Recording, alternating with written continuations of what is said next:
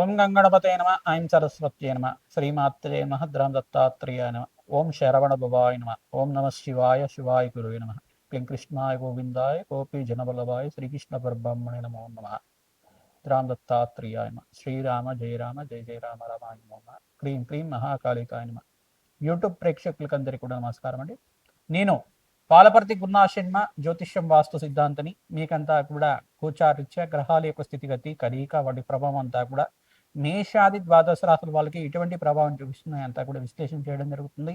ఈ రోజున మనం చెప్పబోయే విషయం ఏంటిదంటే ప్రధానంగా గృహయోగాలు. మేషాది ద్వాదశ రాశుల వాళ్ళకి ఎటువంటి పరిష్కారం చేయడం వల్ల శీఘ్రంగా గృహయోగాలు సిద్ధిస్తాయి. తీరని కలగా ఉన్న గృహయోగం అంతా కూడా స్వగృహయోగం అంతా కూడా ఏ యొక్క దశలో అంతా కూడా రావడానికి ఆస్కారం ఉంటుంది. ఏ గ్రహం అంతా కూడా కారకత్వాలుగా గృహయోగం చెప్పడం జరుగుతుంది. లగ్నం తెలిసి ఉంటే కనుక లగ్నాన్ని చూసుకోండి, లేదు రాశి తెలిసి ఉంటే కనుక రాశిని చూసుకోండి. తద్వారా మీకంతా కూడా సంపూర్ణ విశ్లేషణకి మీకు పరిష్కారం దొరుకుతుంది. తద్వారా మీరంతా కూడా శీఘ్ర గృహయోగము, స్థిరాస్తి లభించడానికైనా కానీ భూసంపద సిద్ధించడానికైనా కానీ ఈ గ్రహాలు మేషాది ద్వాదశ రాశుల మీద కొన్ని స్థానాలంతా కూడా కారకత్వంగా చెప్పడం జరుగుతుంది. ప్రధానంగా అంగారకుడు గృహయోగానికి కారణంగా చెప్పడం జరుగుతుంది. ప్రధానంగా భూసంపద సిద్ధించాలన్నా, స్థిరాస్తి లభించాలన్నా, భూసంపదమైన వ్యాపారాలు చేయాలన్నా, ప్రధానంగా గృహయోగం సిద్ధించాలన్నా జాతకరీత్యా మనకి చతుర్థ స్థానం కేంద్రంగా చెప్పడం జరుగుతుంది. మరియు దశమ స్థానము, నవమ స్థానం కేంద్రంగా చెప్పడం జరుగుతుంది. ప్రధానంగా దశమ స్థానం అంతా కూడా రాజయోగ కారణంగా చెప్పడం జరుగుతుంది. నవమ స్థానం అంతా కూడా పితృస్థానము, పూర్వ పుణ్యస్థానం అని చెప్పేసి చెప్తుంది. ప్రధానంగా పూర్వీకుల నుంచి వచ్చిన స్థిరాస్తి కానీ, పూర్వీకుల నుంచి తరతరాలకు వచ్చిన గృహయోగం కానీ, అది ఇవన్నీ కూడా మీకు సంక్రమించడం కానీ జరుగుతూ ఉంటుంది. తద్వారా మీకు ఈ యొక్క గృహయోగానికి అంతా కూడా స్థిరాస్తి లభించడం కానీ, స్వగృహం కొనుక్కోవడం కానీ, అమ్మడం కానీ చేయడం కానీ, ఈ యొక్క గ్రహకారకత్వాల మీకంతా కూడా ఈ యొక్క స్థిరాస్తి లభిస్తుంది మరియు గృహయోగం లభిస్తుంది అంతా కూడా సంపూర్ణంగా విశ్లేషణ చేసి మీకు పరిష్కారం చెప్పడం జరుగుతుంది. ప్రధానంగా చూసుకుంటే అంగారకుడంతా కూడా భూమిపుత్రుడిగా చెప్పడం జరుగుతుంది. మరియు భూమిపుత్రుడంతా కూడా ఈ భూమికి అధిష్టాన దేవతగా ఈ యొక్క పృథ్వీనంతా కూడా పరిపాలించే విధంగా ఉంటారు. ప్రధానంగా చూసుకుంటే ఈ యొక్క మహారాజు అధిపత్యం రావాలన్నా కానీ, ప్రధానంగా రాజ్యయోగం రావాలన్నా, విపరీత రాజయోగాలు రావాలన్నా గృహయోగం సిద్ధించాలి, స్థిరాస్తి లభించాలి, ప్రధానంగా భూసంపద ఎక్కువగా ఉండాలి. తద్వారా మీకంతా కూడా రాజ్యాధిపత్యం లభిస్తుందని చెప్పేసి విపరీత రాజయోగాలు సిద్ధిస్తాయి. అనంతమైన ఐశ్వర్య ప్రాప్తి కలుగుతుంది, ధనాదాయం పెరుగుతుంది, సంఘంలో గౌరవం పెరుగుతుంది. స్థిరాస్తిని బట్టే మీకు అంతా కూడా సంఘంలో గౌరవం పెరుగుతుంది అన్నమాట.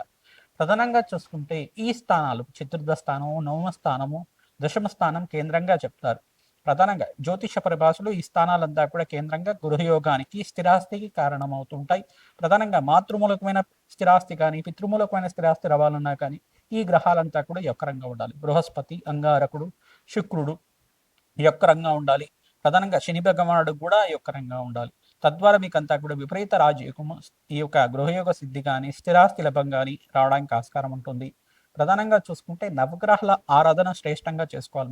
మేషాది ద్వాదశ రాశుల వల్ల మీరంతా కూడా నవగ్రహ ఆరాధన ప్రతినిత్యం కూడా ఆచరించడం వల్ల నవగ్రహ దేవాలయంలో ప్రధానంగా మీరంతా కూడా ప్రతిరోజు ప్రదక్షిణాలు చేయడం, 11 ప్రదక్షిణ కానీ, 24 ప్రదక్షిణాలు కానీ, 27 ప్రదక్షిణలు కానీ, ఆవునితో దీపారాధన చేయడం నవగ్రహాల దగ్గర అంతా కూడా తరచుగా చేసుకుంటూ ఉంటే గనక తీరని కలగా ఉన్న గృహయోగం, స్వగృహయోగం అంతా కూడా సిద్ధించడానికి ఆస్కారం ఉంటుంది.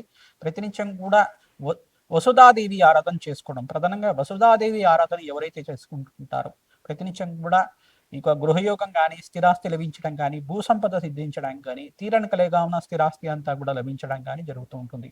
వసుధాదేవి ఆరాధన, వసుధా లక్ష్మి ఆరాధన అంటారు దీనంతా కూడా. ఈ యొక్క భూమాత ఆరాధన చేసుకోవడం వల్ల శ్రేష్టమైన ఫలితాలు పొందడానికి ఆస్కారం ఉంటుంది. భూవరాహస్వామి ఆరాధన చేసుకోవడం వల్ల అసలు భూవరాహస్వామి ఆరాధన ఏ రకంగా ఆచరించాలి?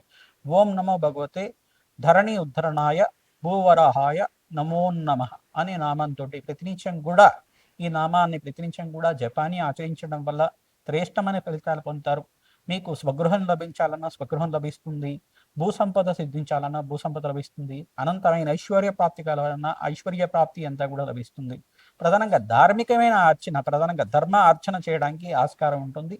భూవరాహస్వామి ఆరాధన చేయడం వల్ల శీఘ్రంగా కోరిన కోరికలంతా కూడా ధర్మపదమైన కోరికలన్నీ కూడా తీరడానికి ఆస్కారం ఉంటుంది.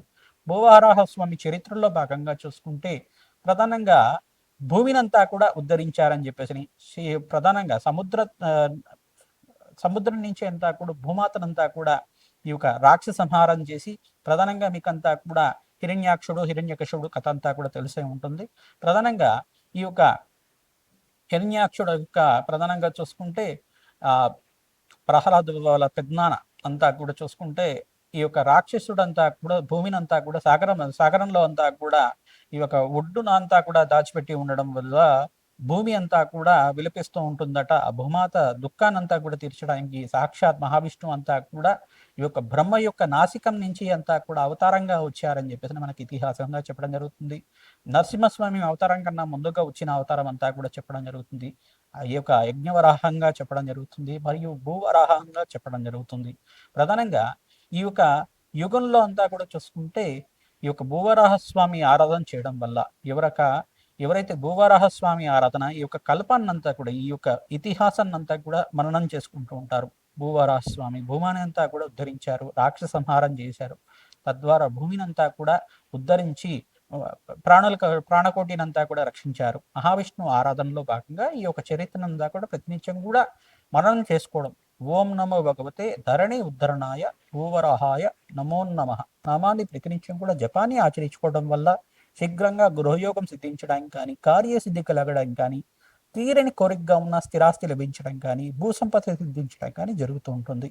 ప్రతినిత్యం కూడా ఈ యొక్క భూవరాహస్వామి ఆరాధన చేసుకోవడం వల్ల ప్రధానంగా ఈ ఆరాధన అంతా కూడా ఎవరైతే చేస్తూ ఉంటారో భూమి లేని వాళ్ళకి భూసంపద సిద్ధిస్తుంది, ధనం లేని వాళ్ళకి ధనయాదాయం పెరగడానికి ఆస్కారం ఉంటుంది. మహాలక్ష్మీదేవి ఆరాధన చేసుకున్నా కానీ తీరని కలిగిగా ఉన్న స్థిరాస్తి లభించడం కానీ జరుగుతూ ఉంటుంది.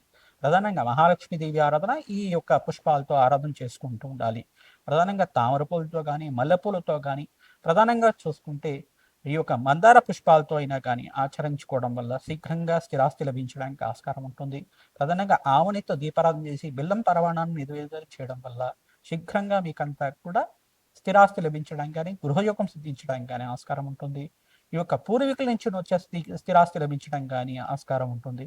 ప్రధానంగా మేషాది ద్వాదశ రాశుల వాళ్ళు మేము చెప్పే పరిష్కారం అంతా కూడా సంపూర్ణంగా ఆచరించండి. తద్వారా మీకంతా కూడా ఈ యొక్క గృహయోగము స్థిరాస్తి అంతా కూడా లభించడానికి ఆస్కారం ఉంటుంది.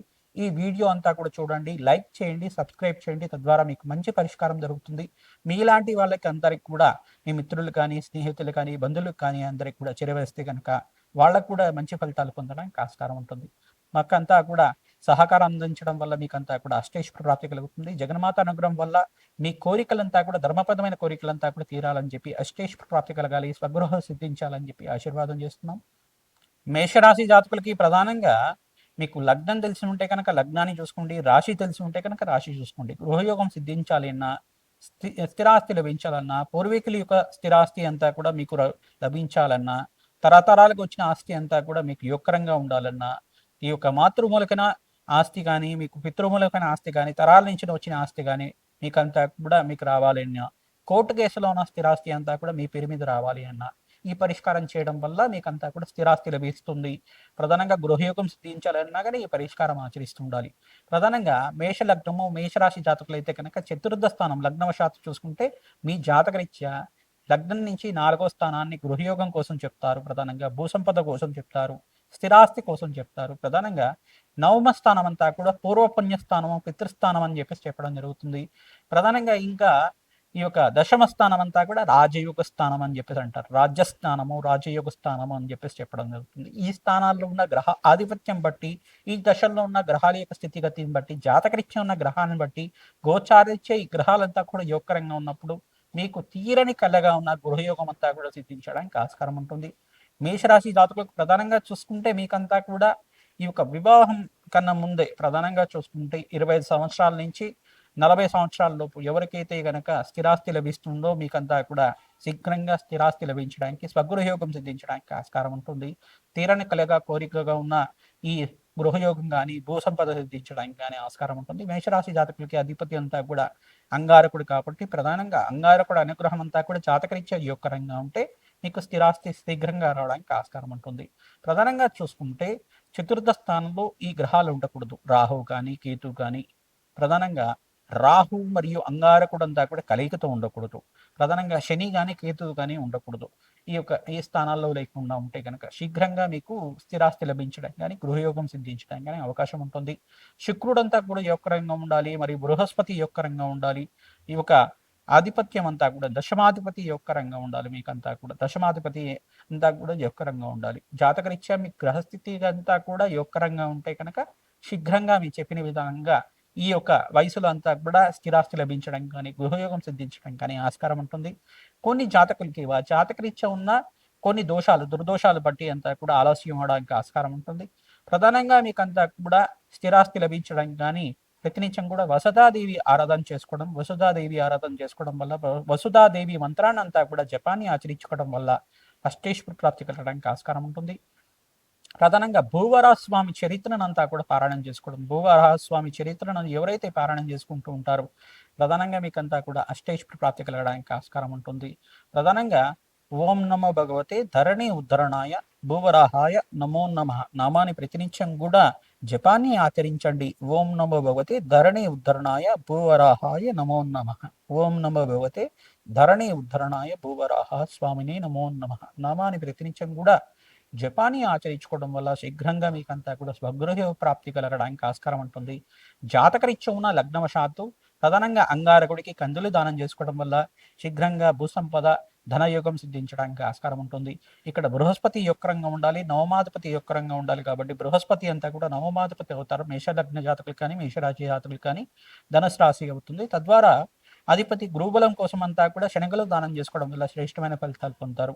ఇక్కడ శుక్రుడంతా కూడా యొక్కరంగా ఉండాలి, ధనాధిపతి అంతా కూడా యొక్కరంగా ఉండాలి. కాబట్టి శుక్రుడికి ఆధిపత్యం అంతా కూడా ఈ యొక్క బొబ్బరుని దానం చేసుకోవడం వల్ల ధనాదాయం పెరుగుతుంది, స్థిరాస్తి లభిస్తుంది, గృహయోగం సిద్ధిస్తుంది, ధనప్రాప్తి కలుగుతుంది, ఆనందమైన జీవితం ఇచ్చడానికి ఆస్కారం ఉంటుంది. శుక్రుడంతా కూడా భోగభాగ్యాలకి, లగ్జరీ లైఫ్కి అంటే రిచ్ లైఫ్కి అంతా కూడా కారణం అంటారు. రాజభోగాలు అని చెప్పేసి అంటారు, రాజభోగాలకి కారణం అవుతూ ఉంటారు.